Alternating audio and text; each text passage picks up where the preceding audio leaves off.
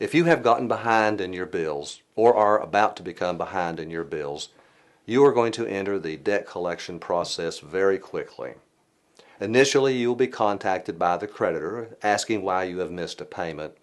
But if you don't have a way to make up those payments, those calls will become increasingly shrill and frequent. Once you miss payments, that starts showing up in your credit score very quickly.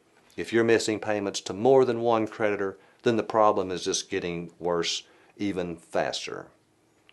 After you have missed several payments, you are likely to be turned over to the collections department. These are individuals who are not as nice and are intent on collecting this debt. That's their job. The in-house debt collectors are not the worst problems. What happens next is these cases, if your debts are not caught up, if your payments are not caught up, you are likely to have your case referred to an outside debt collector or possibly even have the account sold to a debt buyer.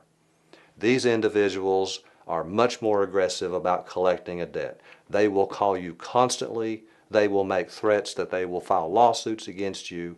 These people want to be paid, and they want to be paid now. You will find that it is very difficult to deal with them because the main thing they are wanting to get is payment on the account, and they want the account brought current. It is very difficult to work out payment plans unless they are much to the creditor's advantage.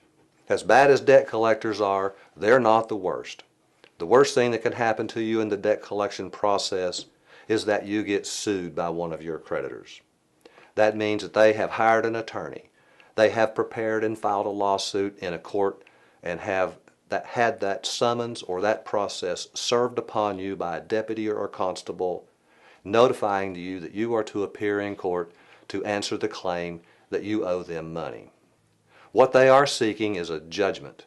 A judgment is the most powerful tool that a creditor has to force you to pay money. Before a creditor has a judgment, they cannot make you pay them. They cannot take things from you. They cannot garnish your wages. They cannot seize your possessions. However, a creditor can repossess your car if you don't make car payments. But I'm talking about your unsecured creditors, the credit cards, the medical bills, and the other debts that don't have collateral attached to them.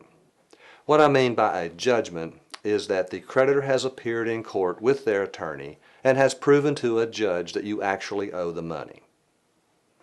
Once a judge has certified that debt, then the clerk of the court itself, is what will help the creditor collect the debt through wage garnishment, seizure of bank accounts, and even the placing of a lien upon your home by what's called a judgment lien. Of all the collection activities that I experience through my clients, a wage garnishment is probably the most devastating. That is when the creditor can take as much as 25% of your take-home pay after some deductions, and that is a large amount of your pay. Most of my clients cannot pay hardly any of their bills after they have that much money removed from their check. If you are threatened with a garnishment or are being garnished, you need to consult with us as soon as possible.